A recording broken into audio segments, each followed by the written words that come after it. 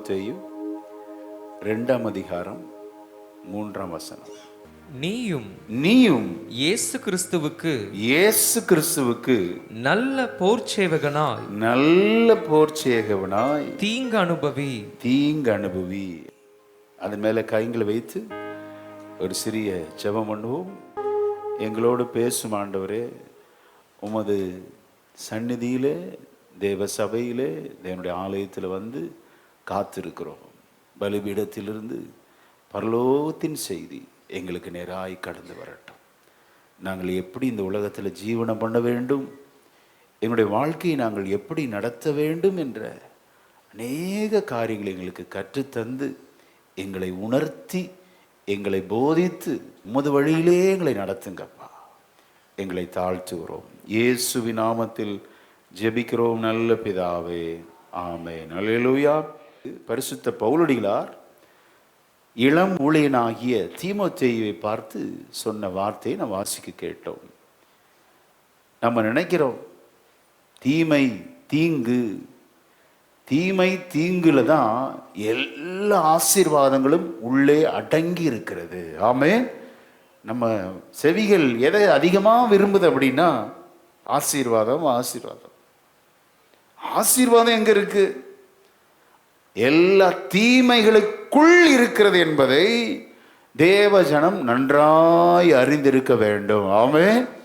சோத்திரம். எனக்கு தீமையே வரக்கூடாது, என எந்த தொந்தரவுகள் வரக்கூடாது, நல்ல சுகித்து இருக்கணும் அப்படின்னு நினைச்சீங்கன்னா தீமை வருவதை நாம் ஏற்றுக்கொண்டு தான் ஆக வேண்டும். ஆமென்.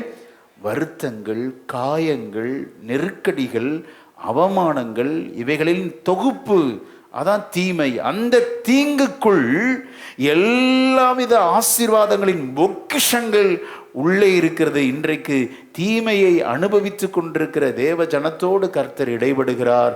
சோதரம், ஏன் எனக்கு இந்த தீமை, ஏன் எனக்கு இந்த பிரச்சனை என்று சொல்லி பலவித கேள்வியோடு வந்திருக்கலாம். கர்த்தர் தீர்க்கமாக ஜனங்களோடு இடைபட விரும்புகிறார். ஆமென். பரிசுத்த பவுலடிகளார் இளம் ஊழியனுக்கு சொன்ன நல்ல ஆலோசனை, நீயும் இயேசு கிறிஸ்துவுக்கு நல்ல போர்ச்சேவனாய் தீங்கை அனுபவி. ஆமென். தீங்கிலிருந்து எஸ்கேப் ஆயிராத அப்படிங்கிறார், அனுபவி அப்படிங்கிறார். அப்படின்னு என்ன? தீமை வரும்போது அங்கேயே நின்று சாதிக்க வேண்டும். அல்லேலூயா. அதை விட்டு ஓடாத. இந்த தீமை எனக்கு வேண்டாம், இந்த பிரச்சனைகள் வேண்டாம், இந்த வியாதி, போராட்டங்கள், மனமடிவுகள், சோர்வுகள், ஏளனம், பரியாசம் எனக்கு வேண்டான்னு ஓடாத. அதே தீங்கில இருந்து சாதித்து காண்பிக்க பரிசுத்த ஆவியானவர் சபையை அழைக்கிறார். எத்தனை பேர் ஆயத்தமா இருக்கிறோம்? அல்லேலூயா. சிலர் சொல்லுவாங்க பார்த்தீங்களா, அனுபவம் பேசுது அப்படின்னு. அனுபவத்தோடு சொல்றார். இதெல்லாம் அனுபவிச்சு ருசி பார்த்து சொல்றாரு. 30 வயசு நிரம்பி இருக்கிற தீமோத்தேயுவை பார்த்து சொல்றாரு, தீங்கை அனுபவி. ஆமென். அது உனக்கு மகிமையா இருக்கும். வாலிப தம்பி, வாலிப தங்கச்சி, உங்க இருதயத்தில் பல கேள்விகள். இந்த வயசுல என் ஃப்ரெண்ட்ஸ்லாம் எவ்வளோ சந்தோஷமா இருக்கிறாங்க, எனக்கு வருகிற போராட்டங்கள் யாருக்கு வரக்கூடாதுன்னு சொல்லி உன் இருதயத்தில் வியாகுலத்தோடு இருக்கலாம். தீங்கை அனுபவிக்க கர்த்தர் நம்மை அழைக்கிறார். அல்லேலூயா. 3 குறிப்புகள். முதலாவது குறிப்பு, அனுப்பப்படும் இடத்திற்கு நீங்கள் செல்லுங்கள். கர்த்தர் உங்களை எங்கே அனுப்புகிறாரோ அங்கே நீங்கள் செல்ல ஆயத்தமாக இருக்க வேண்டும். ஆமென். இல்லை நான் இங்கே தான் இருப்பேன், இல்லைங்க. சில இடத்தை விட்டு ஆண்டவர் உங்களை நகர்த்த விரும்புவார். உங்களுடைய திட்டத்தை எல்லாம் தவிடுபடியாக்கி இதோ தேவ திட்டம் என்று ஒப்பு கொடுத்தால் தேவ நாமம் மகிமைப்படும். ஆமென். அப்பந்தான் தீங்கை அனுபவிக்க முடியும். தீங்கே எனக்கு வேண்டாம் அப்படி சொல்லாதீங்க. ஸ்தோத்திரம். நம்ம இருதயத்தில் அப்படிதான். அப்படியே தீங்கு சில நேரத்தில் நீங்கின மாதிரி தெரிஞ்சாலும் அந்த இடத்தை விட்டு ஓடுறதுக்கு நம்ம ட்ரை பண்ணுவோம். இன்னைக்கு ஆவியானவர் தீர்க்கமாக இடைபட விரும்புகிறார். தீங்கை அனுபவிக்க இடம் கொடு. இப்போ உனக்கு ஒண்ணுமே புரியாது. இப்போ இந்த பிரச்சனையை பற்றி, போராட்டங்களை பற்றி, மனமடிவாகிறதை பற்றி, காயப்படுவதை பற்றி உனக்கு ஒன்றும் புரியாது, இனிமேல் புரியும் என்று கர்த்தருடைய ஆவியானவர் உரைக்கிறார். ஆமென். இது தேவ திட்டம். நீங்கள் இப்பொழுது சந்தித்துக் கொண்டிருக்கிற எல்லா பிரச்சனைகளும் தேவ திட்டத்தின் மையத்தில் இருக்கிறீர்கள். பயப்படாதீங்க. இங்கே பரிசுத்த பவுலடிகளார் தீமோத்தேயுவை ஃபர்ஸ்ட் டைம் பார்க்கிறார். அப்போ அவனுக்கு வயசு 15. பார்த்த உடனே பிடிச்சிருச்சு இவருக்கு. வர்றீ அங்கே கூட ஊழியத்துக்கு அப்படிங்கிறார். வளர்ப்பு பார்த்தீங்களா? பிள்ளைகளை அப்படி வளர்க்கணும். ஊழியருக்கு அசிஸ்டா, ஊழிய செகண்ட் மிஷனரி ஜேர்னி, 2வது மிஷனரி பயணத்தின் போது இவனை சந்திக்கிறார் பரிசுத்த பவுலடிகளார். பார்த்த உடனே பிடித்து இந்த வாலிப தம்பியோடு இவனையும் கூட்டிக் கொண்டு அழைத்து கொண்டு மிஷனரி பிரயாணத்திற்கு போகிறார். வாசிக்க கேட்கலாம். அப்போஸ்தலர் நடபடிகள் 16ஆம் அதிகாரம் 1ஆம் வசனத்தை வாசிங்க. அதன் பின்பு அவன் தெர்பைக்கும் லீஸ்திராவுக்கும் போனான். அங்கே தீமோத்தேயு என்னப்பட்ட ஒரு சீஷன் இருந்தான். அவன் தாய் விசுவாசமுள்ள யூத ஸ்திரீ, அவன் தகப்பன் கிரேக்கன். பாதி யூதன் பாதி கிரேக்கன். தாய் எப்படி வளர்த்திருக்காத பாருங்க. அப்படி வளர்க்கணுங்க பிள்ளைகளை. அப்பா ரட்சிக்கப்படலை, அம்மா மட்டும்தான் ரட்சிக்கப்பட்டிருக்கிறா. ஆனால் ஒரு ஊழியக்காரன் பார்த்த உடனே ஊழியத்தில் என்னோடு வருக விரும்புகிறாயா அப்படின்னு கேட்குறாரு. உடனே சரிங்கிறார். அவ்வளோ பவுலடிகளார் பார்த்த உடனே கண்டுபிடிச்சிட்டாரு இவன் ஊழியக்காரன் அப்படின்னு. 15 வயசில் இவனை கூட்டிக் கொண்டு தன்னுடைய மிஷனரி பிரயாணத்தை துவங்குகிறார். 3ஆம் வசனத்தை வாசிக்கலாம். அவனை பவுல் தன்னுடனே கூட்டிக் கொண்டு போக வேண்டும் என்று விரும்பி அவனுடைய தகப்பன் கிரேக்கன் என்று அவ்விடங்களில் இருக்கும் யூதர்கள் எல்லாரும் அறிந்திருந்தபடியால் அவர்கள் நிமித்தம் அவனுக்கு விருத்த சேதனம் பண்ணினான். கவனிங்க, இப்ப ஏன் இதெல்லாம் சொல்றேன் அப்படின்னா, தீமோத்தேயுக்கு எழுதுறப்ப 15 வயசுல கூட்டிட்டு போறப்ப, இப்போ அந்திம நாட்களில் இவனுக்கு ஒரு லெட்டர் எழுதுறார். அப்போ அவனுக்கு வயசு 30. ஒரு சர்ச்சோட போதகர். இவர் அனுபவித்த ஒரு தீமையை அவன் அனுபவிக்கவில்லை. அந்த தீமையை இவர் டேஸ்ட் பண்ணிட்டு சொல்றாரு, இந்த தீங்க நீயும் அனுபவி, அது உனக்கு மகிமையா இருக்கும். அந்த நாளில் நீ என்னோடு கூட வந்த நாளிலே இந்த தீமையை நீ அனுபவிக்காமல் இருந்தாய். காரணம் என்ன அப்படின்னா, இவன் பாதி கிரேக்கன் பாதி யூதன். இப்போ அப்படி இருந்தபடினாலே இவன் சந்தித்த யூத குலத்தின் பிரச்சனைகள், யூத குலத்தார் என்ன சொன்னாங்க அப்படின்னா, இவன் யூதர்கள் மத்தியிலே கலகத்தை உண்டு பண்ணுகிறான் என்று சொல்லி பரிசுத்த பவுலடிகளாரையும் பவுலும் சீலா 2 பேரையும் அரெஸ்ட் பண்றாங்க. அவர்களோடு பயணித்த இந்த தீமோத்தேயுவை அரெஸ்ட் பண்ணல. காரணம் என்ன அப்படின்னா, இவன் பாதி கிரேக்கன். கிரேக்க நாட்டிலே கைது செய்யப்படுகிறார்கள் யூத குலம் என்பதினாலே. இவன் கிரேக்கனாக இருந்தபடினாலே தீமோத்தேயுவை விட்டுட்டாங்க. நீ போகலாம், யூஆர் அ கிரீக் சிட்டிசன், நீ இந்த தண்டனைக்கு உட்பட்டவன் அல்ல என்று சொல்லி அவனை விலக்கி விட்டு பவுலையும் சீலாவையும், இவர்களோடு கூட வந்த டாக்டர் லூக்கா, மருத்துவனாகிய லூக்கா தான் இந்த அப்போஸ்தலர் நடபடிகள் எழுதுகிறார். சோதரர் அவரும் 4 பேர் சேர்ந்து பயணிக்கிறார். பவுல், சீலா, இந்த தீமோத்தேயு மட்டுமல்லாது மருத்துவனாகிய லூக்கா, 4 பேரும் தங்களுடைய 2வது மிஷனரி பயணத்தை தொடர்ந்து போகிற வழியில் ஒரு பிரச்சனை ஆயிடுச்சு. பிரச்சனை வந்தப்ப மருத்துவனாகிய லூக்கா யூத குலம் அல்ல, அவனை விட்டு விட்டார்கள். இந்த தீமோத்தேயுவை பாதி கிரேக்கன் பாதி யூதனான அப்படின்னா அவனை விட்டு விட்டார்கள். பவுலையும் சீலாவையும் அரெஸ்ட் பண்றாங்க. அல்லேலூயா, ஆமென். அரெஸ்ட் பண்ணி தொழு மரத்தில் வைத்து கட்டி அவனை சிறைச்சாலையின் உள் அறையிலே வைக்கிறார்கள். கவனிங்க, ரொம்ப ரத்தின சுருக்கமாக சொல்கிறேன். இந்த அப்போஸ்தலர் நடபடிகள் 16ஆம் அதிகாரத்தில் இந்த பவுலும் சீலாவும் தீங்கை அனுபவித்தார்கள். தீமோத்தேயு தீங்கை அனுபவிக்கவில்லை. அவன் கிரேக்கனானபடினாலே அவனை விட்டு விட்டார்கள். இப்போ இந்த தீங்கை அனுபவித்த பவுலடிகளார் தீமோத்தேயுக்கு சொல்லாரு, சோதரம், இன்னும் உனக்கு பிரச்சனை வரும். பிரச்சனை வரும்போது அந்த தீங்கில் இருந்து எஸ்கேப் ஆகிறாத, தீங்கை அனுபவி, அதில் அநேக நன்மைகள் இருக்கிறது. ஹல்லேலூயா, ஆமென். இந்த காலை வேளையில் பல பிரச்சனைகளோடு போராடி கொண்டு வந்திருக்கலாம். காயங்கள், மனமடிவாக்கப்படுதல், போராட்டங்கள், ஸ்தோத்திரம், ஏளனங்கள், பரியாசங்கள் எல்லாம் அனுபவித்து வந்திருக்கிற தேவ சபையே ஸ்தோத்திரம், கர்த்தர் உங்களை கட்டாயம் விடுவிப்பார். விசுவாசிக்கிறீங்களா? ஆமென். அப்படி விடுவிக்கும் போது என்ன செய்யணும், அதெல்லாம் இன்னைக்கு பார்க்க போறோம். ஆமென்.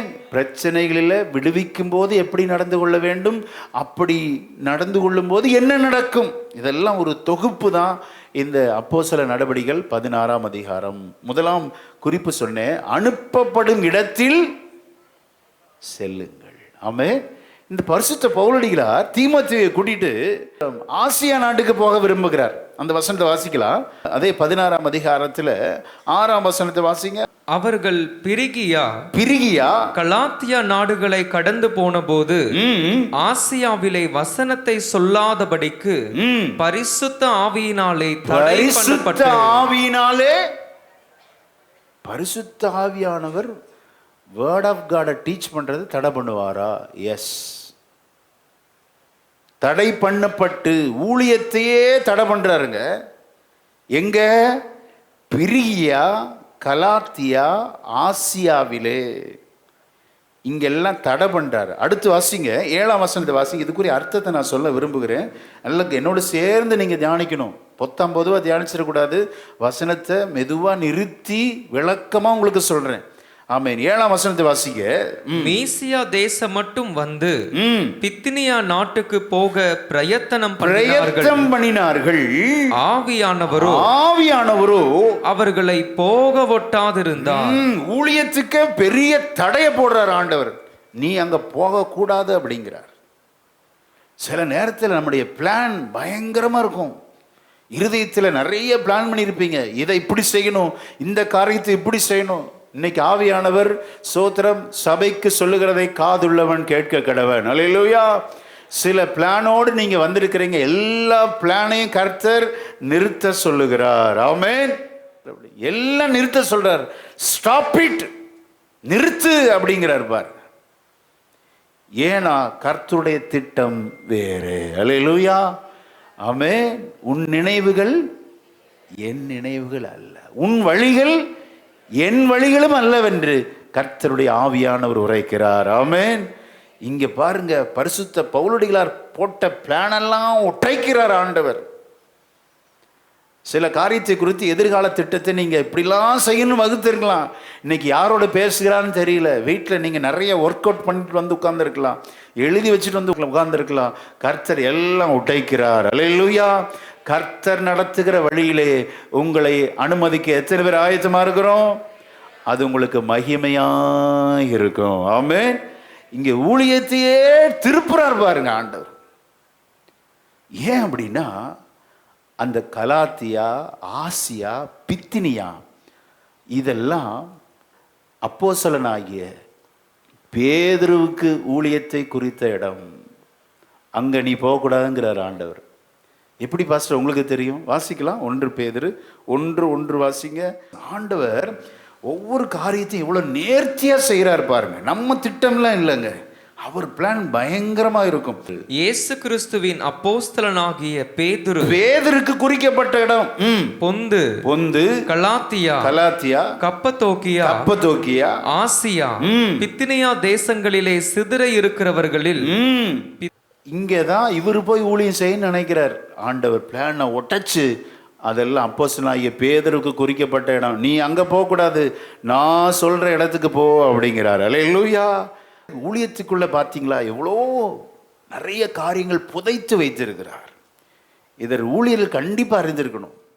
கர்த்தர் ஒவ்வொருவருக்கும் ஒரு இடத்தை அலாட் பண்ணியிருக்கிறார். அந்த இடத்துல அவரவர் ஊழியத்தை பார்க்கும்போது அது தேவ மகிமையா இருக்கும். அல்லேலூயா.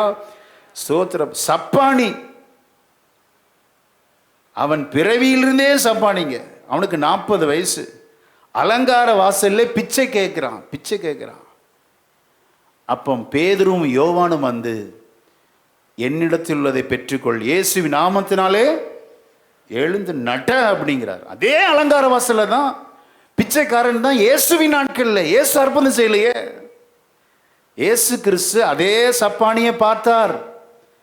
அந்த சப்பானி பேதுருவினால் சுகமாக்கப்பட வேண்டும் என்பது பிதாவின் திட்டம். அல்லேலூயா.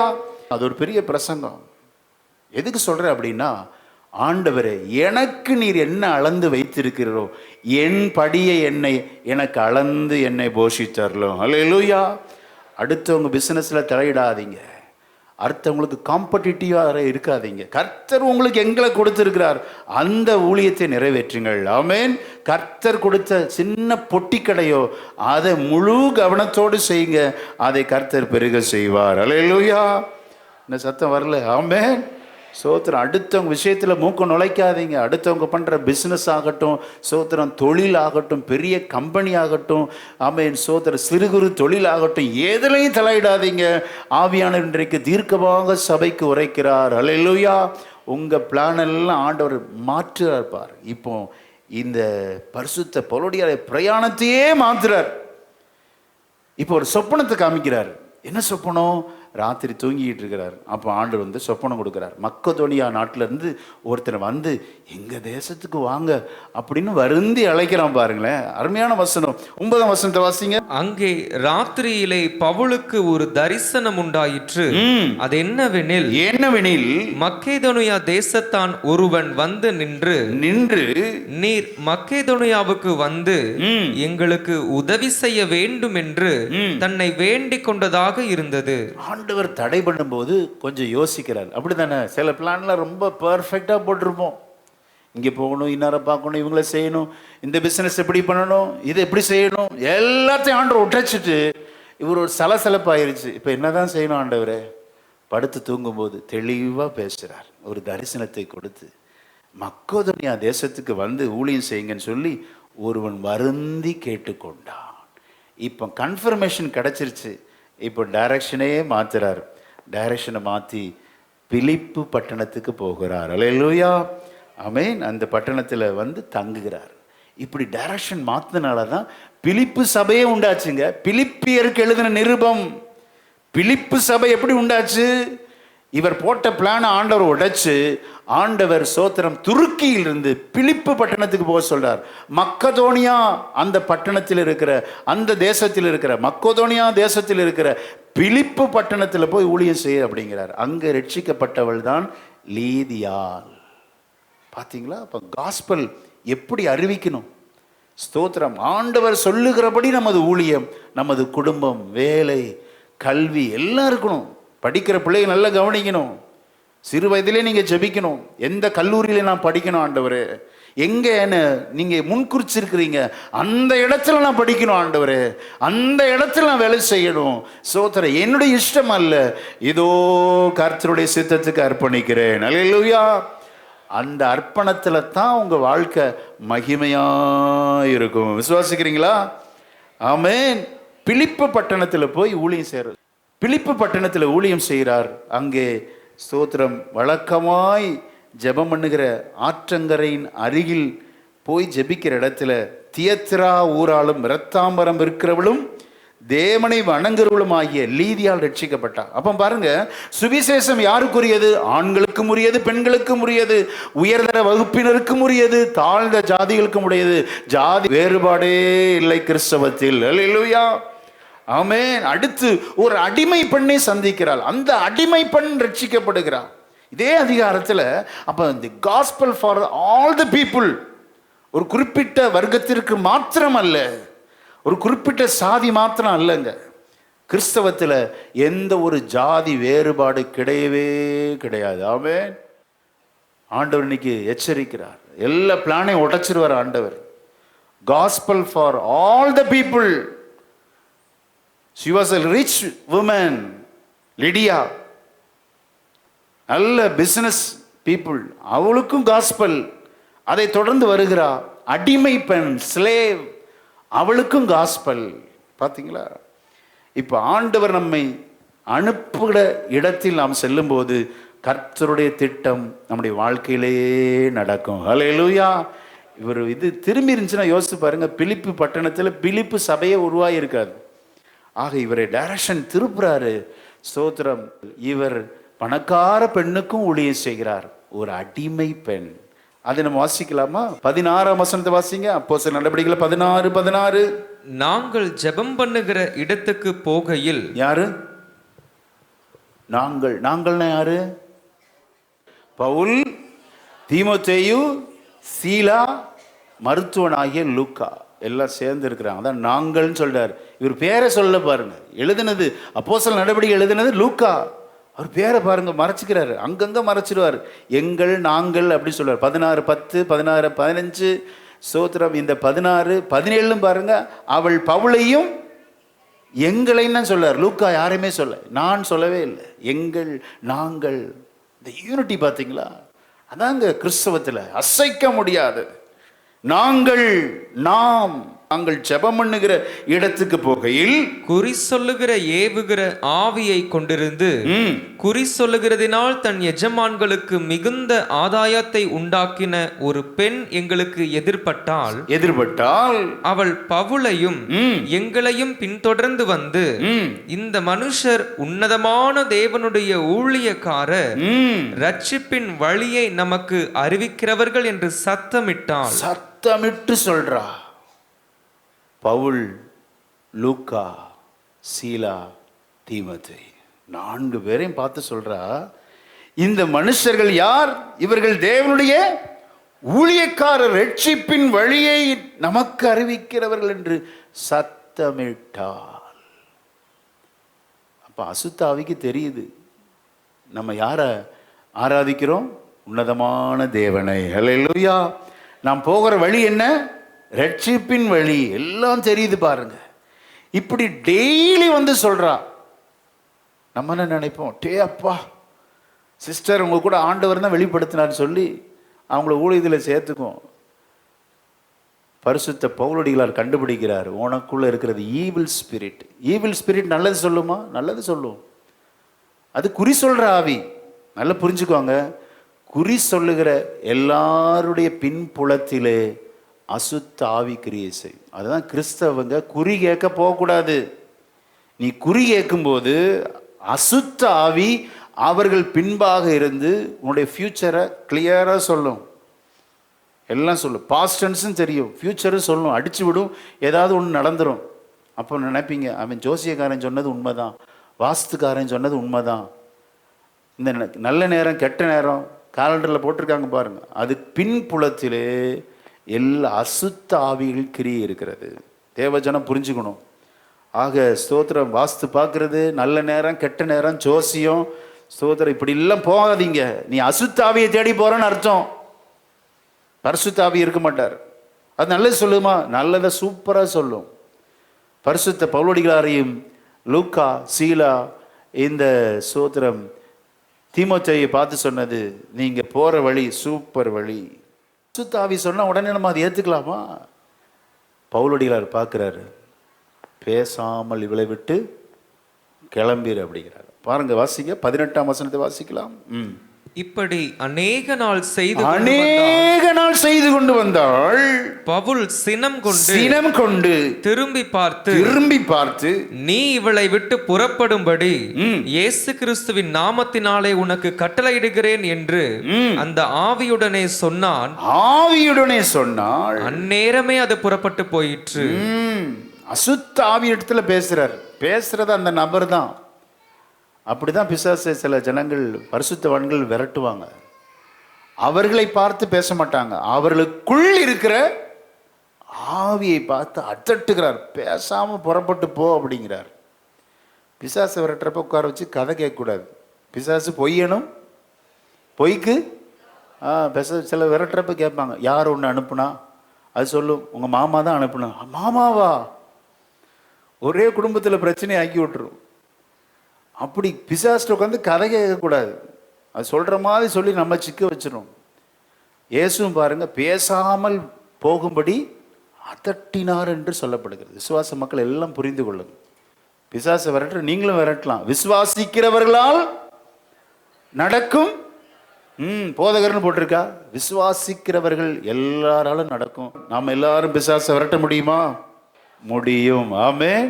அது எப்பேற்பட்ட கொம்பனா இருந்தாலும் சரி. ஆமே. பிசாசின் தலை ஆண்டவர் சிலுவையிலே நசுக்கி போட்டார். பிசாசை குறித்து பயப்படவே பயப்படாதீங்க.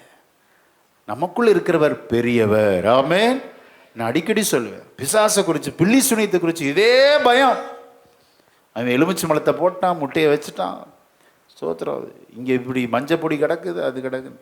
எதுவும் பயப்படாதீங்க, எதுவும் நம்மை அணுகாது. அல்லேலூயா. விசுவாசிக்கிறவங்க நல்ல கரங்களை தட்டி, ஓ சோத்திர, அசுத்த ஆவிகள் நம்ம மேலே கிரியை செய்ய தேவன் இடம் கொடுக்கவே மாட்டார். அல்லேலூயா. ஒன்று உங்களை சேதப்படுத்த மாட்டாது. நீ விசுவாசித்தால் தேவ மகிமையை காண்பாய். உலகத்தில் இருக்கிறவனிலும் உனக்குள் இருப்பவர் தேவன் பெரியவர்.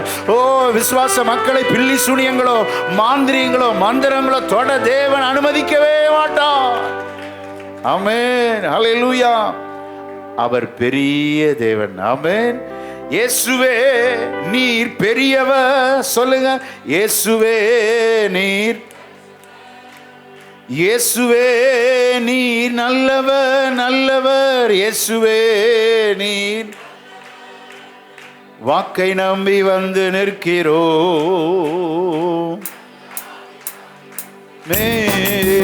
உந்தன் வாக்கை நம்பி.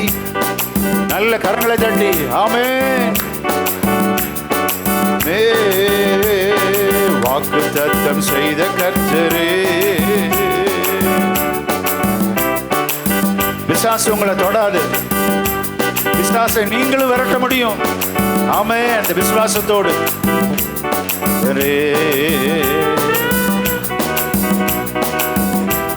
ஆமென். ஆவி உந்தன் வாக்கை நம்பி.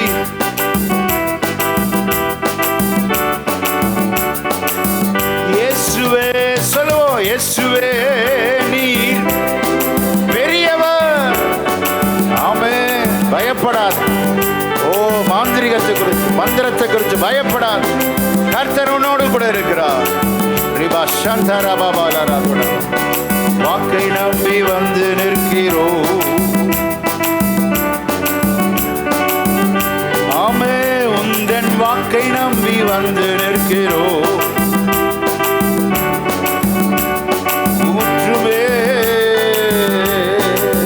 ஹல்லேலூயா. இப்பதான் முக்கியமான குறிப்புக்கு வந்திருக்கிறோம். இப்ப எந்த குறிப்பை தியானிச்சுட்டு இருக்கிறோம்? அனுப்பப்படும் இடத்திற்கு செல்லுங்கள். இப்போ துருக்கியிலிருந்து மக்கதோனியாவுக்கு வந்திருக்கிறார் பவுலடிகளார். தேவ சித்தத்தின்படி வந்தார். லீதியால் ரட்சிக்கப்பட்டால். பிசாசின் பிடியில் இருந்த இந்த அடிமை பெண் இப்ப விடுதலை ஆயிட்டா. நம்ம நினைக்கிறோம் தேவ சித்தத்தின்படி செய்யறப்ப வாழ்க்கை ஜோதியா இருக்கும், ஜாம் ஜாம் இருக்குன்னு நினைக்கிறோம். இதுக்கு மேலதான் இவருக்கு பெரிய இடியேங்க. இதெல்லாம் நமக்கு எழுதி வச்சிருக்காரு. அப்படின்னா இதை தியானிக்கிறப்ப தேவ ஜனம் நல்லா புரிந்து கொள்ள வேண்டும். நம்ம இஷ்டப்படி செய்யாமல் தேவ இஷ்டப்படி தேவ சித்தத்தின் மையத்தில் நாம் ஊழியம் செய்யும் போது, குடும்பத்தை நடத்தும் போது, ஜீவனம் செய்யும் போது நமக்கு போராட்டம் வருமா? வரும். அவமானம் வருமா? வரும். அடி வரும். உத எல்லாம் உண்டு. அதை தேவ ஜனம் ஒருபோதும் ஆமென் சோத்திரம் புறக்கணிக்க கூடாது. அல்லேலூயா. நம்ம கேள்வி என்ன அப்படின்னா, பாஸ்டர் சொல்லிதாரு, பலிபீடத்திலிருந்து சொன்ன ஆலோசனை செஞ்சேன், எனக்கு இத்தனை அவமானம் வரலாமா? 31ஆம் தேதி நைட்டு சொன்னாரே வாக்கு தத்துவம், உன் ஜனங்கள் ஒருபோதும் வெட்கப்பட்டு போவதில்லை என்று சொன்னாரு. இப்போ நான் அவமானப்படலாமா? நான் வெட்கப்படலாமா? எனக்கு இத்தனை அடிகள் காயங்கள் வரலாமா? வரும். இப்போ இவருக்கு என்ன பிரச்சனை அப்படின்னா, எல்லா யூதர்களையும் கிளப்பி விட்டான். யார் கிளப்பி விட்டான்? இந்த அடிமை பெண்ணை கையில் வச்சு இவ்வளோ நாள் சம்பாதித்த இந்த அடிமை பெண்ணின் ஓனர், அடிமை பெண் இருக்கிற குட்டி சாத்தானை ஏவி ஏவி என்ன பண்ணுவோம் அப்படின்னா, குறி சொல்லி இந்த பெண்ணை வைத்து நல்ல ஆதாயத்தை சம்பாதித்தவன். குறி சொல்லுகிற ஆவியை இவளுக்குள் வைத்து இவனுக்கு அடிமையாக வைத்திருந்தான். அந்த ஓனர் பெயர் சொல்லப்படலை. இப்போ அந்த பிசாசு வெளியே போன உடனே அந்த பெண்ணினால் குறி சொல்ற முடியல. எதிர்காலத்தை யூகித்து சொல்ற அந்த வரம் போயிடுச்சு. இப்போ எல்லா ஆதாயத்தையும் இழந்தான் இந்த ஓனர். இவன் பார்க்குறான், ஏய் பவுல், ஒன்னால்தான் பிரச்சனை, நீ இந்த அசுத்த ஆவியை விரட்டிட்ட பார்த்தியா, இப்போ இவ்வளோ வச்சு எனக்கு சம்பாதிக்க முடியலன்னு சொல்லி எல்லா யூதர்களையும் கிளப்பி, ஏன்னா இவன் ஒரு யூதன், ஆக யூத ஜனத்தை கிளப்பி இவனுக்கு விரோதமாக எழும்பி இவனை அரெஸ்ட் பண்ண வைக்கிறாங்க. கிரேக்க தேசத்தில் யூதர்களை அரெஸ்ட் பண்ணுறாங்க. நான் ஏற்கனவே சொன்னேன், தீமோத்தேயு அங்கே விட்டுட்டாங்க, ஏன்னா அவன் ஒரு கிரேக்கன். லூக்கா அவன் யூதன் கிடையாது, அவனே அங்கே விட்டுட்டாங்க. யூதர்களாகிய பவுலையும் சீலாவையும் பிடித்து அடித்து சட்டையை கிழிச்சு, ஸ்தோத்திரம், இரத்த காயங்களோடு அவர்களை சிறை வைக்கிறார்கள். அந்த வசனத்தை வாசிங்க, 22ஆம் வசனத்தை வாசிங்க. அப்பொழுது ஜனங்கள் கூட்டம் கூடி அவர்களுக்கு விரோதமாய் எழும்பினார்கள். அதிகாரிகள் அவர்கள் வஸ்திரங்களை கிழித்து போடவும் அவர்களை அடிக்கவும் சொல்லி அவர்களை அநேக அடித்த பின்பு சிறைச்சாலையிலே வைத்து அவர்களை பத்திரமாய் காக்கும்படி சிறைச்சாலைக்காரனுக்கு கட்டளையிட்டார்கள். அவருடைய மனநிலைமை யோசித்து பாருங்களேன். பரிசுத்த பவுலடிகளாருடைய அந்த மனநிலைமை எப்படி இருக்கும்? நானா வந்தேனா இங்கே ராத்திரி ஒரு சொப்பனம் கொடுத்து என்னை இப்படி வர வச்சுட்டு இத்தனை அடி வாங்க வச்சுட்டீங்களா ஆண்டவரே. நம்ம ஒரு வயிற்று வலி வந்தாலே, ஒரு தலைவலி வந்தாலே, ஆண்டவரே நீர் எங்கே இருக்கிறீர், வாக்கு தத்தங்கள் எல்லாம் எங்கே போனது அப்படிங்கிறோம். ஒரு சின்ன நஷ்டம் வந்துருச்சுன்னா, தோல்வி வந்துருச்சுன்னா, அல்லது விரும்பினவர்கள் இழந்து கூட போகலாம். ஸ்தோத்திரம். ஒன்றை புரிந்து கொள்ள வேண்டும், நாம் இழக்கிற காரியத்தில், நாம் அடைகிற தோல்விகளில், நாம் அடைகிற அவமானங்கள், நிந்தனைகள் எல்லாவற்றையும் கர்த்தர் பார்த்து கொண்டே இருக்கிறார். அல்லேலூயா. அதில் ஒருபோதும் தேவஜனம் முறுமுறுக்கவே கூடாது. ஆமென். அப்ப என்ன செய்யணும்? அனுப்பப்பட்ட இடத்திற்கு செல்லுங்கள். அடுத்து 2வது குறிப்பு, உங்களிடம் உள்ளதை கொடுங்கள். என்ன இருக்கு இவர்கிட்ட? கையை கட்டிட்டாங்க, காலையும் ரெண்டையும் பார்த்தீங்கன்னா தொழு மரத்தில் கட்டினார்கள். கையை கட்டியாச்சு, காலை கட்டியாச்சு, இனி என்னத்தை பாஸ்டர் கொடுக்க சொல்றீங்க? என்ன கொடுக்க முடியும்? உள்ளதை கொடுங்கள். உள்ளதை தி பெஸ்டா கொடுங்க. The best. பரிசுத்த பவுலடிகளார் உள்ளே இருந்தது சோத்திரம், ரட்சிப்பின் சந்தோஷம். ஹல்லேலூயா. அதை மனப்பூர்வமாக கொடுக்கிறார் பாருங்க. நல்ல கவனிங்க. ப்ரொமோஷன் வந்தப்ப பிரேஸ் அண்ட் வர்ஷிப்னா சூப்பராக பண்ணுவோம். இன்க்ரிமெண்ட் வர்றப்ப, பிளஸ்ஸிங் வரும்போது, சில வாகனங்களை வாங்கும்போது, அல்லது வீடு வாங்கும்போது, நல்ல வேலை கிடைக்கும் போது, ஸ்தோத்திரம், எல்லாம் வர்ஷிப் சர்வீஸ். ஆமாம், கர்த்தர் செய்த எல்லா நன்மைகளுக்காக நான் ஆண்டவரை அதிகமாய் துதிப்பேன். ஒரே கராசை தான், கைத்தட்டி தான். ஆனால் இப்படிப்பட்ட நேரத்தில் நீங்களும் நானும் துதிக்க முடியுமா? That is my question. எவ்வளோ ஒரு பெரிய கேள்வி பார்த்தீங்களா? எல்லாம் இழந்தான். சொந்த தேசத்தை விட்டு ஆண்டவர் சொன்ன வழியிலே நடந்து போய் கொண்டிருக்கும் போது எத்தனை அடி, வஸ்திரங்களை கிழித்து உதைத்து நடு ராத்திரியிலே சோத்திரம் உள்ளறையிலே காவல் வைக்கிறார்கள். அங்க காவல் அறையில் இருக்கிறவெல்லாம் பரிசுத்தவானா? அப்பேற்பட்ட கேடுகட்ட குற்றவாளிங்க. அவர்கள் நடுவில் போய் வச்சா எவ்வளோ பெருத்த அவமானம், எவ்வளோ பாடுகள், நிந்தைகள், எல்லாவற்றையும் சகித்து கொண்டு சொல்றாரு, தீமோத்தேயு நீ இல்லப்பா, நீ தீங்கு அனுபவி, அந்த தீங்கிலே அநேக நன்மைகள் உண்டு. ஆமென். ஆவியானவர் உங்களோடு பேசுகிறார். நீங்க அநேக காரியத்தை இழந்து வந்திருக்கலாம். தோல்வி, நஷ்டம், மனமடிவாக்கப்படுதல், அநேக இடத்தில் நான் தலை குனிந்து நடக்கிறேன், எனக்கு வர வேண்டியது வரவில்லை, ஏமாற்றங்கள், ஆண்டவர் இருக்கிறாரா என்ற கேள்வியோடு வந்திருக்கிற தேவ ஜனமே, கடினமான சூழலை பார்க்காதே, கடினமான சூழலை பார்க்கிற கர்த்தரை நோக்கி பார்த்தார்கள். அல்லேலூயா, ஆமென். டிஃபிகல்ட் சர்க்கம்ஸ்டன்ஸை பார்க்கல பவுல். அந்த டிஃபிகல்ட் சர்க்கம்ஸ்டன்ஸ்க்கு பதிலாக கடினமான சூழலை பார்க்காமல் அதை மாற்ற வல்லவரை நோக்கி தன் கண்களை ஏறெடுக்கிறார். ஆமென். அதுதாங்க உண்மையான வர்ஷிப். கடினமான நேரங்களில் தேவனை நாம் எப்படி ஆராதிக்கிறோம், அதுதான் பர்ஃபெக்ட் ட்ரூத்ஃபுல் வர்ஷிப். அப்படிப்பட்ட ஆராதனைக்கு சபையை கர்த்தர் அழைக்கிறார். ஆமென். அதில் ஒரு பொய்யே இல்லைங்க, மாய்மாலம் இல்லை, பொய் இல்லை.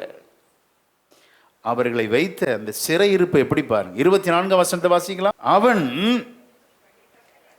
இப்படிப்பட்ட கட்டளையை பெற்று அழைத்து தொழு மரத்தில் மாட்டி வைத்தான். இப்ப இந்த சூழல்ல எப்படி இருந்திருக்கும் மனசை யோசிச்சு பாருங்க. சுற்றிலும் குற்றவாளிகள், நடுராத்திரி, இருட்டு, கும் இருட்டு, விளக்கு இல்லை. நான் அதை வசனத்துக்கு காமிப்பேன். விளக்க கொண்டு வருவாங்க. ரத்தம் அடியுது, காயத்தை பார்க்க கூட முடியல. சீலாவை பார்க்க முடியல, சீலா பவுலை பார்க்க முடியல. எல்லாம் கும் இருட்டில், எங்க ஒன்றும் தெரியாது, காயத்தை பார்க்க முடியல. இப்படி கும் இருட்டில் நடுராத்திரியில அவர்கள் செய்தது இன்றைக்கு சபைக்கு நல்ல திருஷ்டாந்தமாய் இருக்கிறது. ஆமென்.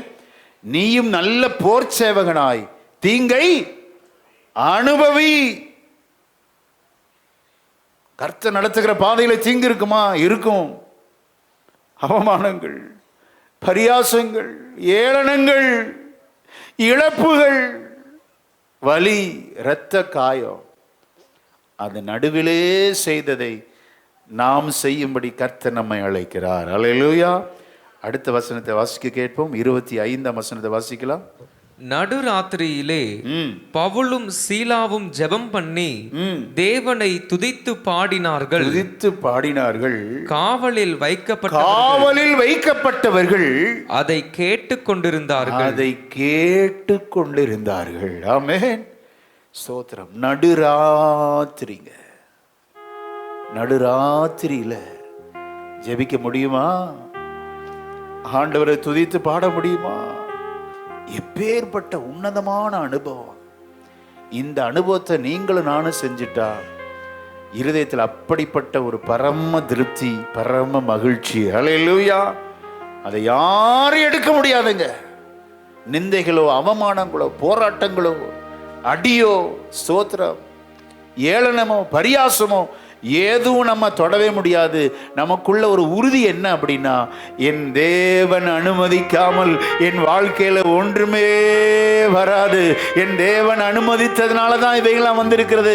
ஏனென்றால் வேதம் சொல்லுகிறது, உன் தலையுள்ள மயிரெல்லாம் எல்லாம். நல்ல கரங்களை தட்டி இந்த காலை வேளையில, ஆராதனை வேளையில நீ இழந்த இழப்புகள், நஷ்டங்கள், தோல்விகள், அவமானங்கள் எல்லாம் கர்த்தர் அறியாமல் வரவில்லை. ஆமென். எப்படி அந்த சூழலில் இவர்களால் பாட முடிந்ததுதான் கிளைமாக்ஸ். அதுதாங்க பெரிய ஒரு சாட்சி.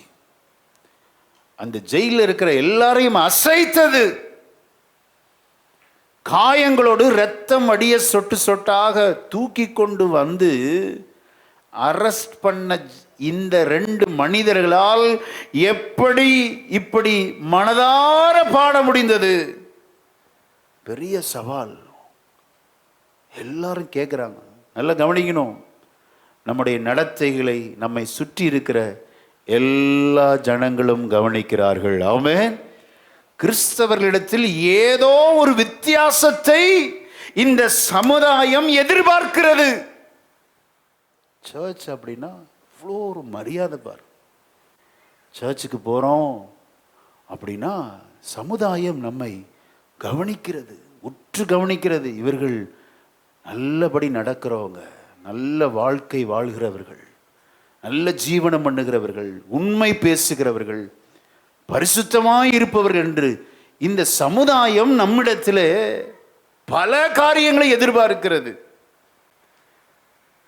ஜெயிலில் இருக்கிறாங்க, இவங்களால எப்படி பாட முடிகிறது தான் என்பதுதான் பெரிய சவாலுங்க. அந்த வசனத்தை மீண்டும் வாசிக்க கேட்போம். 26ஆம் வசனத்தை வாசிக்கலாம். நடுராத்திரியிலே பவுலும் சீலாவும் ஜெபம் பண்ணி தேவனை துதித்து பாடினார்கள். காவலில் வைக்கப்பட்டவர்கள் அதை கேட்டு கொண்டிருந்தார்கள். People are listening what we are doing. துன்பமான நேரத்திலே, துக்கமான நேரத்திலே நாம் என்ன செய்கிறோம் என்று இந்த உலகம் நம்மை கவனிக்கிறது. மற்றவர்களைப் போல துக்கித்து அழ வேண்டாம். இருதயத்தில் தேவனை எந்த சூழலிலும் கருத்தாய் பாடுங்கள். அது ஒரு பெரிய தேவனுக்கு மகிமையை கொண்டு வரும். ஆமென். சோத்திரம். மற்றவர்களால் முடியாதது நம்மால் முடியுங்க. இவன் அந்த சூழலை பார்க்கல, இயேசுவை பார்க்க ஆரம்பிச்சிட்டான். அவனுடைய குணங்களெல்லாம் பார்த்து பாடி ஆராதிக்கிறார்கள். கைகள் கட்டப்பட்டிருந்தது, கால்கள் கட்டப்பட்டிருந்தது. ஆனால் இவர்களை வாய்களை யாரும் கட்டவே முடியல. ஆமே. சடுதியிலே தேவ ஜனம் இக்கட்டான நேரங்களில் பிரேஸ் அண்ட் வர்ஷிப் பண்ணணும், ஜெபம் பண்ணணும். அதுக்கு தான் இந்த 30 நாள் ஜெபம். தேவ ஜனம் நல்ல ஜெபம் பண்ணும்போது, துதிக்கும் போது, ஆராதிக்கும் போது இயற்கைக்கு அப்பாற்பட்ட அதிசயங்கள் நடக்கும். விசுவாசிக்கிறீங்களா? சடுதியிலே உடனே சிறைச்சாலையின் அஸ்திவாரங்கள் அசைந்ததுங்க. அசைஞ்சது. உங்க சிறையிருப்பு மாறணும் அப்படின்னா நல்ல பிரேஸ் அண்ட் வர்ஷிப் பண்ணணும். நீங்க ஒரு பிரேயர் வாரியரா இருக்கணும், ஒரு ஜெப வீரன், ஜெப வீராங்கனையா இருக்கணுங்க. அதுக்காக தான் இந்த ஜெபங்கள் எல்லாங்க, சும்மா கிடையாது.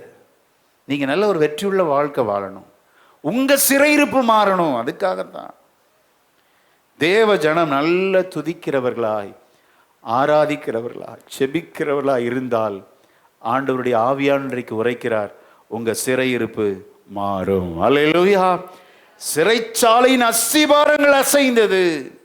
துதி ஒரு ஆயுதம், ஜெபம் ஒரு ஆயுதம். பாஸ்டுக்கு வேலை இல்லைன்னு நினைச்சிடக்கூடாது. கவனிங்க, இங்க பூகம்பம் வந்துச்சு. நம்ம ஜெபிக்கிறப்ப கருத்தாய், உண்மையாய், ட்ரூத்ஃபுல் பிரேயர் என்னெல்லாம் செய்யும்? இடத்தை அசைக்கும். விசுவாசிக்கிறீங்களா? உங்க சிறைச்சாலையிலிருந்து உங்களை விடுவிக்கும். மட்டுமல்ல, கதவுகள் எல்லாம் திறவுண்டது. எல்லா கதவுகளும் திறவுண்டது. சுற்றி இருக்கிற எல்லாருடைய கட்டுகள் கலண்டது. ஆமென். நம்ம நல்ல பிரேஸ் அண்ட் வர்ஷிப் பண்ணல, உண்மையா பண்ணல. அதனால தான் இன்னும் நிறைய ஜனம் ரட்சிக்கப்படாமல் இருக்கிறாங்க. நம்ம கரெக்டா பிரேஸ் அண்ட் வர்ஷிப் உண்மையா பண்ணோம்னா, உண்மையான ஒரு ஜபத்தை ஏறெடுத்தால் கண்டிப்பாங்க இந்த வசனத்தின்படி சுற்றி இருக்கிற ஜனங்கள் அவர்கள் விடுதலை ஆவார்கள். அல்லேலூயா. ஆமென். அதனால தான் இன்னும் ஜனங்கள் கட்டுகள் இருக்கிறாங்க. பாவத்தின் கட்டுகள், அக்கிரமத்தின் கட்டுகள், சாபத்தின் கட்டுகள்ல ஏன் இன்னும் விடுதலை ஆகல? கிறிஸ்தவர்கள் உண்மையான ஒரு அந்த வர்ஷிப் பண்ணலைங்க. இது எவ்வளோ உண்மையான ஒரு வர்ஷிப், ஒரு பிரேயர். அந்த வசனத்தை மீண்டும் வாசிக்க கேட்போம். 26ஆம் வசனத்தை வாசிக்கலாம். சடுதியிலே சிறைச்சாலையின் அஸ்திபாரங்கள் அசையும்படியாக பூமி மிகவும் அதிர்ந்தது. உடனே கதவுகள் எல்லாம் திறவுண்டது.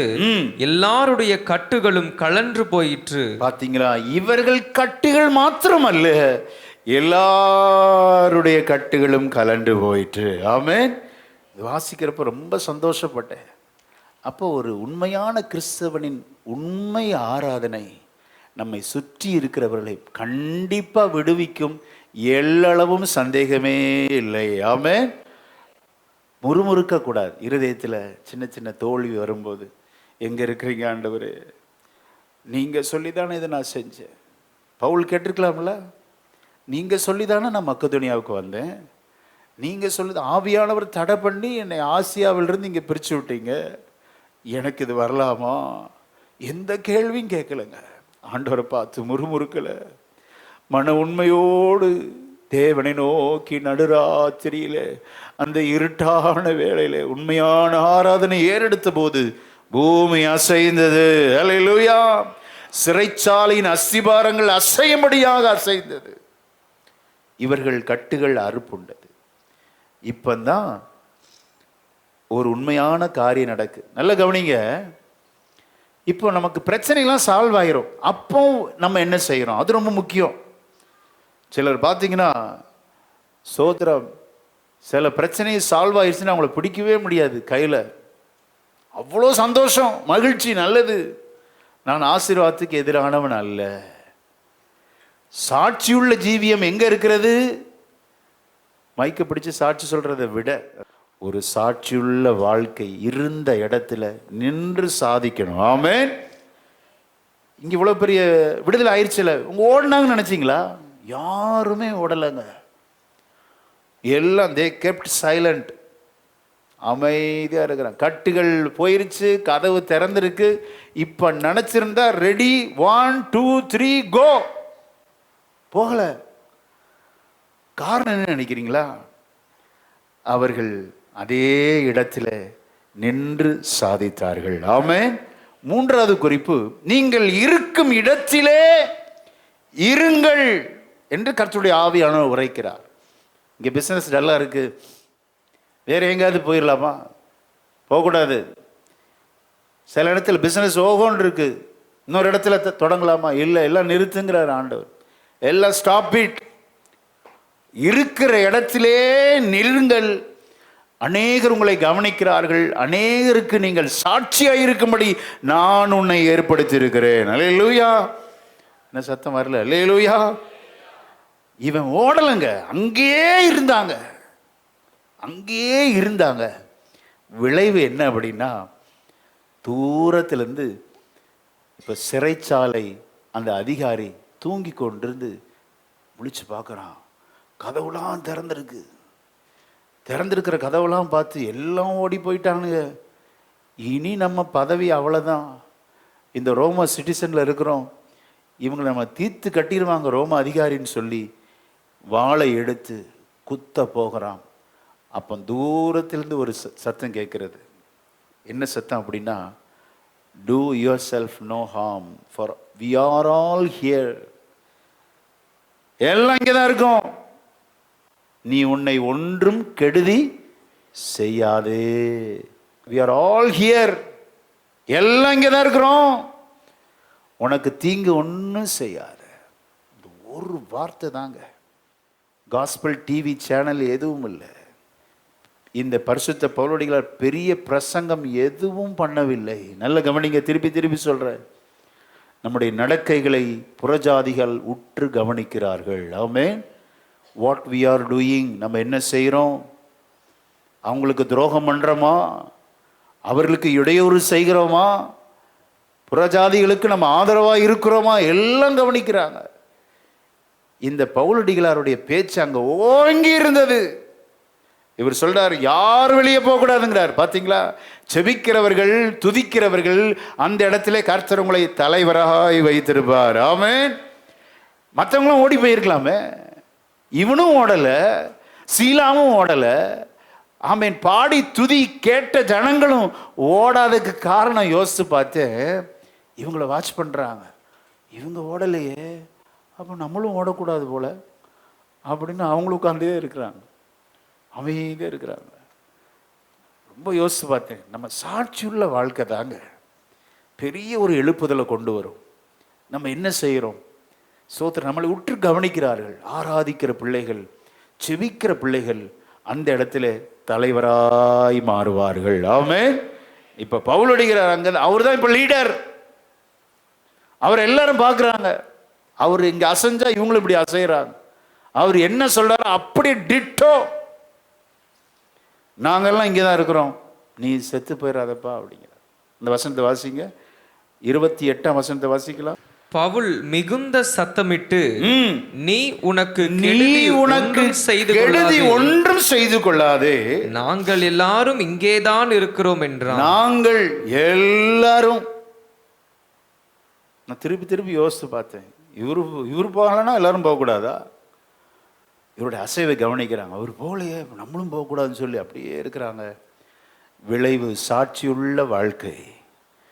காஸ்பல் சொல்லலை, பெரிய ப்ரீச் பண்ணலை. அவருடைய நல்ல நடக்கையினாலே அந்த சிறை கைதி அதிகாரி ரட்சிக்கப்படுகிறான். அல்லேலூயா. அப்பொழுது அவன் சொல்றான் பாருங்க, வாசிங்க 29ஆம் வசனத்தை எல்லாம் சேர்ந்து வாசிக்கலாம். அப்பொழுது அவன் தீபங்களை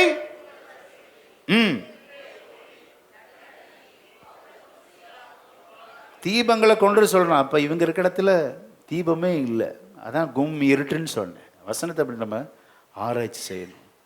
இருட்டான நேரத்துக்குள்ள காயத்தோடு வலியோடு வேதனையோடு சட்டையெல்லாம் கிழிஞ்சு ரத்தமெல்லாம் அப்படியே உறைஞ்சிருக்கும், அங்கங்கே பிடிச்சு இறுக்கி ஸ்தோத்திரம் வலியோடு வேதனையோடு செபிக்கிறவர்களாக இருந்தார்கள், துதிக்கிறவர்களாக இருந்தார்கள். ஸ்தோத்திரம். நம்மளை எப்படி ஆண்டவர் விடுதலையாக வச்சிருக்கிறார், சந்தோஷமாக வச்சிருக்கிறார். நம்ம கைதட்டி ஆண்டவரை ஆராதிக்க முடியல, துதிக்க முடியலையே, எவ்வளோ வருத்தமாக இருக்கு பாருங்க.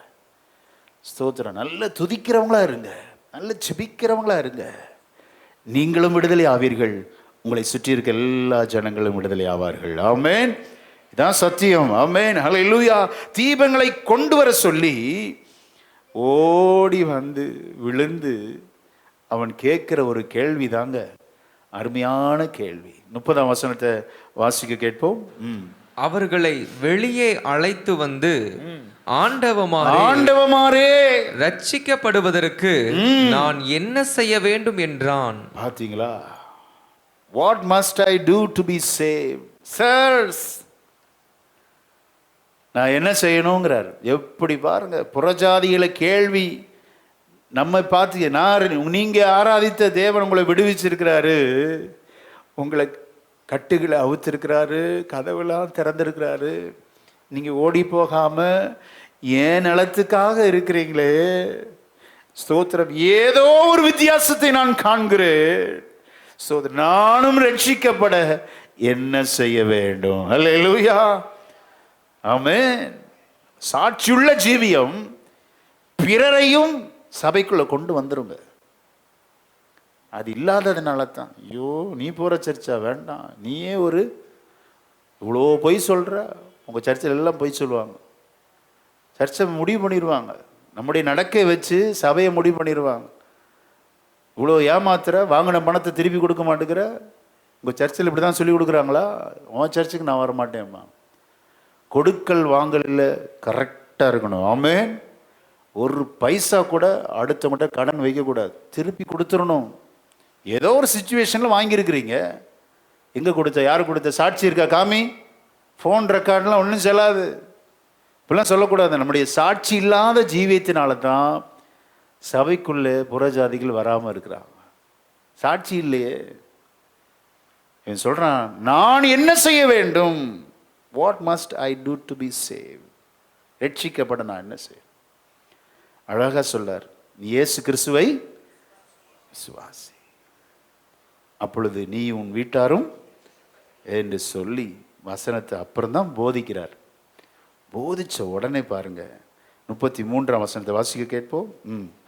மேலும் ராத்திரியில் அந்நேரத்தில் தானே உடனே அவன் அவர்களை அழைத்து கொண்டு போய் அவர்களுடைய காயங்களை கழுவினான். அவனும் அவனுடையவர்கள் அனைவரும் உடனே ஞானஸ்நானம் பெற்றார்கள். ராத்திரி மிட் நைட்ல ஞானஸ்நானங்க.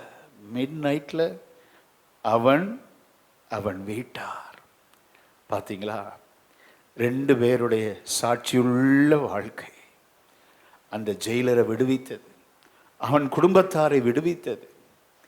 இப்போ புரிஞ்சிருக்கும் யாருக்கு? பவுல் அடிகளாருக்கு. மக்கெதோனியா நாட்டில் இந்த பிலிப்பு சபை உருவாவதற்கு இந்த ஜெயிலர் வேணும். ஆமென். இது பிதாவின் திட்டம். ஹல்லேலூயா. இந்த திட்டத்துக்கு நான் எவ்வளோ அவமானப்பட்டாலும் பரவாயில்லை. ஹல்லேலூயா. எத்தனை அடி வாங்கினாலும் பரவாயில்லை. இந்த ஜெயிலர் குடும்பம் ரட்சிக்கப்படுவதற்கு தான் கர்த்தர் என்னை கொண்டு வந்திருக்கிறார். ஆமென். பிலிப்பு சபை இங்கே தாங்க உருவாச்சு. இவங்க தான் விசுவாசிக்கலாம். ரிச் உமன் லிடியா, அதுக்கு அடுத்து ஸ்லேவ் உமன், பேர் சொல்லப்படலை, பிசாசு பிடித்த ஒரு மகள். அடுத்து பாருங்க ஜெயிலர். அப்போ ஆண்டவர் யாருக்கெல்லாம் அடிமை பெண்ணுக்கும் ஆண்டவர், பணக்கார பெண்ணுக்கும் ஆண்டவர், சிறை கைதி, அதிகாரி, அதிகாரத்தில் இருக்கிறவர்களுக்கும் கர்த்தர் தேவனாய் இருக்கிறார். ஆமென். ஒரு ஊழியக்காரன் எல்லாருக்கும் ஊழியம் செய்யணும். பணக்காரனுக்கும் ஊழியம் செய்யணும், ஏழைகளுக்கும் ஊழியம் செய்யணும், அதிகாரத்தில் இருக்கிறவனுக்கும் ஊழியம் செய்யணும், அடிமை பெண்ணுக்கும் ஊழியம் செய்யணும். இது ஊழியர்களுக்கு கற்றுத்தருகிற பாடம். காஸ்பல் எல்லாருக்கும். இப்போ நீங்கள் உங்கள் பிரச்சனையை குறித்து யோசிச்சுட்டு இருக்கிறீங்க. ஏன் இந்த பிரச்சனை? இதை தியானிக்கிறப்ப ஆவி எனக்கு உணர்த்தினார். நீங்கள் சந்தித்து கொண்டிருக்கிற பிரச்சனைகள், ஸ்தோத்திரம், நீங்கள் இருக்கிற இடத்துல இருங்க, ஓடாதீங்க. அதே இடத்துல உங்களை கொண்டு ஆண்டவர் ஒரு சிலரை சந்திக்க விரும்புகிறார். அல்லேலூயா. அவருடைய பிதாவின் திட்டம். அதை குலைச்சிட்டு ஓடிடாதீங்க. ஸ்தோத்திரம். யாரோட ஆண்டவர் பேசுகிறான்னு தெரியல. விடுதலை ஆக்கப்பட்டவர்களாக இருக்கலாம், உங்களுடைய சிறை இருப்பு மாறி இருக்கலாம், ஆனால் வேறு இடத்துக்கு ஓடாதீர்கள். ஸ்தோத்திரம். அந்த இடத்தை விட்டு புறப்படாதீர்கள்.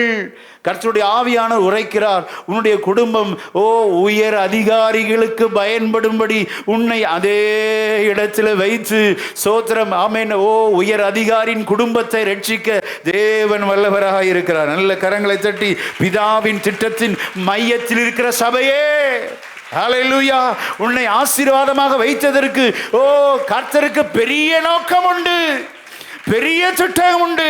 ஆமே. உன்னுடைய எல்லா செய்கைகளையும் புறஜாதியார் கவனிக்கிறார்கள். மறந்துடாதீங்க.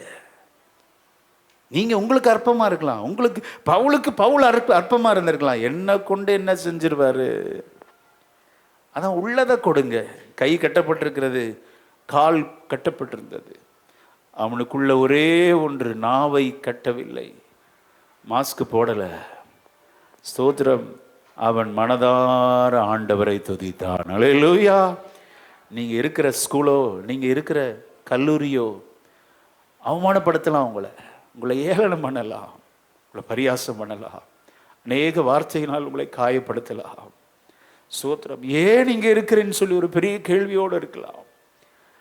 ஒரு சில அதிகாரிகளுக்கு ரட்சிப்புக்காக கர்த்தர் உன்னை வச்சிருக்கிறார். விசுவாசிக்கிறீங்களா? அது இப்போ உனக்கு புரியாது, இனிமேல் புரியும் என்று கர்த்தருடைய ஆவியானவர் உரைக்கிறார். அல்லேலூயா. ஜெயிலருக்காக தான் அங்கே வச்சிருக்கார் இவனை. இப்போ பாருங்க, ஸ்தோத்திரம், இவன் அவனுடைய பாவங்களை கழுவ இவன் ஒரு வாய்ப்பு ஏற்படுத்தி கொடுத்தான். இப்போ ரட்சிக்கப்பட்டவன் இவங்களுடைய அந்த இரத்த கரையெல்லாம் கழுவி விடுறான் பாரு. அதாங்க அந்த ஒரு பணிவு இருக்கணும், அப்படி ஒரு தாழ்மை இருக்கணும்.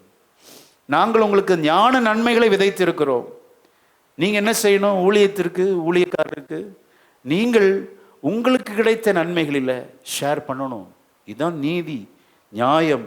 எவ்வளவு புன்முறுவலோடு ரிசீவ் பண்றான் பார். 33ஆம் வசனத்தை வாசிக்கலாம். மேலும் ராத்திரியில் அந்நேரத்திலே தானே அவன் அவர்களை அழைத்து கொண்டு போய் அவர்களுடைய காயங்களை கழுவி அவனும் அவனுடையவர்கள் அனைவரும் உடனே ஞானஸ்நானம் பெற்றார்கள். 34ஆம் வசனம். பின்பு அவன் அவர்களை தன் வீட்டிற்கு கூட்டிக் கொண்டு போய் அவர்களுக்கு போஜனம் கொடுத்து தன் வீட்டார் அனைவரோடும் கூட தேவனிடத்தில் விசுவாசம் உள்ளவனாகி மன மகிழ்ச்சியாய் மன மகிழ்ச்சியாய் இருந்தான். அல்லேலூயா. ஒரு சபையே உருவாயிருச்சுங்க. ஊழியம் செய்கிறவங்களுக்கு அநேக அவமானங்கள் உண்டு. ஊழியத்துக்கு வர்றப்ப பஞ்சு மெத்தை அப்படியே காரில் வந்து இறங்கலாம்னு நினச்சிடக்கூடாது. பாஸ்டருக்கு என்ன அப்படிலாம் நினச்சிடக்கூடாது. அப்படிலாம் நினச்சி யாரும் ஊழியத்துக்கு வந்துடாதீங்க. ஊழியம் செய்கிறது இவ்வளோ தாழ்த்தணும். அவமானம் இருக்குது, அடி இருக்குது, ஸ்தோத்திரம், பரியாசம் இருக்கு. சகித்து கொண்டு பொறுமையோடு இருங்கள். அதே இடத்தில் உங்களை கொண்டு கர்த்தருடைய ராஜ்யம் விரிவாகும். ஆமென். அவலட்சணமான ஆதாயத்திற்காக ஊழியத்துக்கு வந்துடக்கூடாது. ஆதாயத்துக்கு நல்ல காசு கிடைக்கும், புகழ், மேன்மை, மரியாதை கிடைக்கும், அப்படின்னா இல்லை. தேவ சித்தம். ஊழியக்காரர் எவ்வளோ தன்னை தாழ்த்துறான் பாருங்க. தாழ்த்தும் போது அங்கே ஒரு சபையே உருவாகிறது. ஆமென். அப்போ இவன் ஞானஸ்நானம் எடுக்க வைக்கிறார். நைட்டோட நைட்டை எடுக்க வைக்கிறார். ஞானஸ்நானம் எடுக்காம யாராவது இருக்கிறீங்களா? இன்னைக்கு நீங்க ஒப்பு கொடுக்கணும். ஜலத்தினாலும் ஆவினாலும் பிறவாவிட்டால் தேவனுடைய ராஜ்யத்தில் பிரவேசிக்க மாட்டீர்கள். மெய்யாகவே மெய்யாகவே உங்களுக்கு சொல்லுகிறேன். ஜெயிலருடைய ஞானஸ்நானத்துக்காக அடி உத சட்டையை கிழிக்கிறது, நடுராத்திரியிலே கை கால் கட்டப்பட்டது. நம்முடைய உபத்திரவங்களிலே பொறுமையா இருங்க. அவசரப்பட்டு சில நேரத்தில் ஆண்டு விடுதலை ஆக்குவார். விடுதலை ஆனாலும் பொறுமையா இருங்க. அதே இடத்துல ஒரு சிலருக்கு நீங்கள் சாட்சிகளாய் மாறுவீர்கள். ஆமென். இது நடக்கும். விசுவாசிக்கிறீங்களா? ஆமென். ஸ்தோத்திரம். பின்பு பாருங்க, அந்த இடத்தை விட்டு அவங்க போகவே இல்லை. மனமகிழ்ச்சியா இருப்பதற்காக தேவன் ஒரு ஊழியனையும் சீலாவையும் கொண்டு வந்து நிறுத்துகிறார் பாருங்க. இதெல்லாம் பரிசுத்த பவுலுடைய பார்த்து சந்தோஷப்பட்டிருப்பார். இப்ப அவர் உள்ளத்துல நினைச்சிருப்பாரு, இந்த நிருபத்தை எழுதுறப்ப 2 தீமோத்தேயு 2:3 எழுதுறப்ப நினைச்சிருப்பாரு, சோதரன் நான் இவ்வளோ கஷ்டப்பட்டேன், இவ்வளோ அவமானப்பட்டேன். இளம் ஊழியனாகிய தீமோத்தேயுவே, யங் பாஸ்டர், நீயும் தீங்கு அனுபவிச்சா சோத்திர உன்னாலும் சில குடும்பம் ரட்சிக்கப்படும், பொறுமையாயிரு. அல்லேலூயா. ஆமென். இதெல்லாம் அனுபவத்தோடு தாங்க தன்னுடைய நிருபத்தில் எழுதுகிறார். அந்த வசனத்தை மீண்டும் வாசித்து முடிக்க போகிறோம். எல்லாம் சேர்ந்து வாசிக்கலாம். இப்போ நான் சொன்ன இந்த பின்னணியோடு நீங்கள் இந்த வார்த்தையெல்லாம் தியானிச்சிங்கன்னா அவ்வளோ ஒண்டர்ஃபுல்லாக இருக்கும். 2-3 வாசிங்க. தண்டில் சேவகம் பண்ணுகிற எவனும் தன்னை சேவகம் எழுதி கொண்டவனுக்கு ஏற்றவனாய் இருக்கும்படி பிழைப்புக்கு அடுத்த அலுவல்களில் சிக்கிக்கொள்ள மாட்டான். மேலும் ஒருவன் மல்யுத்தம் பண்ணினாலும் சட்டத்தின்படி பண்ணாவிட்டால் முடிசூட்டப்படான். பிரயாசப்பட்டு பயிரிடுகிறவன் பலனில் முந்தி பங்கடைய வேண்டும். பிரயாசப்பட்டேன்பா, நான் கஷ்டப்பட்டேன், தீங்கு அனுபவிச்சேன், சிக்கிக்கொள்ளாமல் சோத்திர எல்லாம் பொறுமையாய் சகித்தேன். விளைவு அந்த குடும்பத்தார் அனைவரும் தேவனிடத்தில் விசுவாசம் உள்ளவனாகி மனமகிழ்ச்சியாய் இருந்தார்கள். அல்லேலூயா. ஆமென். ஆக எத்தனை போராட்டம் வந்தாலும், பாடுகள் வந்தால், நிந்தைகள், அவமானங்கள் வந்தால் எல்லாம் சகித்து கொள்ளுங்கள். அதில் பிதாவின் திட்டம் இருக்கிறது. அநேகர் உங்கள் மூலம் ரட்சிக்கப்படுவாங்க. விசுவாசிக்கிறீங்களா? இது அப்படியே நடக்கும். ஆக தீங்கில் தேவன் வழி நடத்துகிற பாதையில உங்களை விட்டு கொடுங்க. உங்க பிளான் எல்லாம் உடைச்சிருங்க. தேவ சமூகத்தில் தேவனுடைய திட்டத்தை கேளுங்கள். அதற்கு நீங்கள் இணங்கி ஒப்பு கொடுத்தால் கர்த்தர், ஓ ஸ்தோத்திரம், நீங்கள் துதிக்கும் போது ஜெபிக்கும் போது உங்கள் சிறையிருப்பையும் மாற்றுவார். ஆமீன். அருகில் இருக்கிற எல்லாரையும் விடுவிப்பார். விசுவாசிக்கிறீங்களா? ஆமீன். ஸ்தோத்திரம். தேவ ஜனம் துதிக்கும் போது, ஆமீன் ஸ்தோத்திரம், நல்ல ஜெபிக்கும் போது சிறையிருப்பின் கதவுகள் எல்லாம் கர்த்தர் அசைய பண்ணுகிறார். அல்லேலூயா. நல்ல விசுவாசத்தோடு எல்லாம் சோத்திரம் பண்ணி கரங்களை தட்டலாமா? அல்லேலூயா. ஓ சோத்திரம். நல்லக்கு நமக்கு இப்ப நம்ம சிறையிருப்புல இல்ல, ஓ கால் கட்டப்படவில்லை, கை கட்டப்படவில்லை. நல்ல கரங்களை தட்டி ஆண்டவரை துதிக்கலாமே, துதிக்கலாமே, துதிக்கலாமே. அல்லேலூயா. கொஞ்ச நேரம். அல்லேலூயா. எத்தனை பேர் விசுவாசிக்கிறீங்க? கதவுகளை கர்த்தர் திறக்கிறார். ஆமென். நிச்சயமாக உனக்கு முன்பாக பூட்டப்பட்ட கதவுகள் தானாய் திறக்கும். ஆமென். உனக்கு ஒரு ஆசீர்வாதத்தை கர்த்தர் வைத்திருக்கிறார். ஆசீர்வாதம் வரும்போது பொறுமையா அங்கே இருங்க, ஓடாதீங்க. உங்களை கொண்டு அநேகரை ரட்சிக்க கர்த்தர் விரும்புகிறார். பரிசுத்தமுள்ள நல்ல பிதாவே, நடுராத்திரியிலே பவுலும் சீலாவும் கைகள் கட்டப்பட்டிருக்கு, கால்கள் தொழுமரத்தில் கட்டப்பட்டிருக்கு, வேதனைகளோடு வலிகளோடு என் தேவனிடத்தில் ஜெபம் பண்ணி துதித்தார்கள் என்று சொல்லப்பட்டிருக்கிறது. எத்தனை உண்மையான ஒரு பிரேஷன் வர்ஷிப், துதி, ஆராதனை, ஜெபம். ஆண்டவரே, எங்களுக்கு இப்போ அப்படிப்பட்ட கட்டுகள் இல்லை, பாடுகள் இல்லை, உபத்திரம் இல்லை. இந்த நாட்களில் உங்களை நாங்கள் எவ்வளோ அதிகமாக துதிக்கணும்ப்பா. இந்த வாரம் முழுவதும் உமது பிள்ளைகள் ஜெபத்திலும் உபவாசத்திலும் துதி ஆராதனையில் தரித்திருப்பார்களாக. அநேக கட்டுகள் இருந்து இவர்களை விடுதலையாக்குவீராக இயேசுவின் நாமத்தினாலப்பா. கேட்ட வசனங்கள் எல்லாம் சத்திய வார்த்தைகள். பவுல் சீலாவுக்கு செய்தவர் எங்களுக்கும் செய்வீர் என்று நாங்கள் விசுவாசிக்கிறோம் ஆண்டவரே.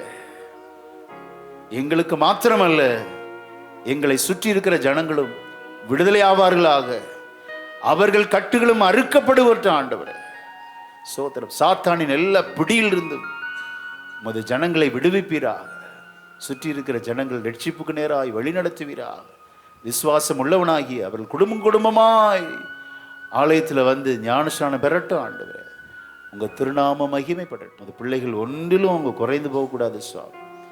எங்களை தாழ்த்துகிறோம். பொறுப்படுத்திக் கொள்ளும். இயேசு கிறிஸ்துவின் நாமத்தில் ஜெபிக்கிறோம் நல்ல பிதாவே.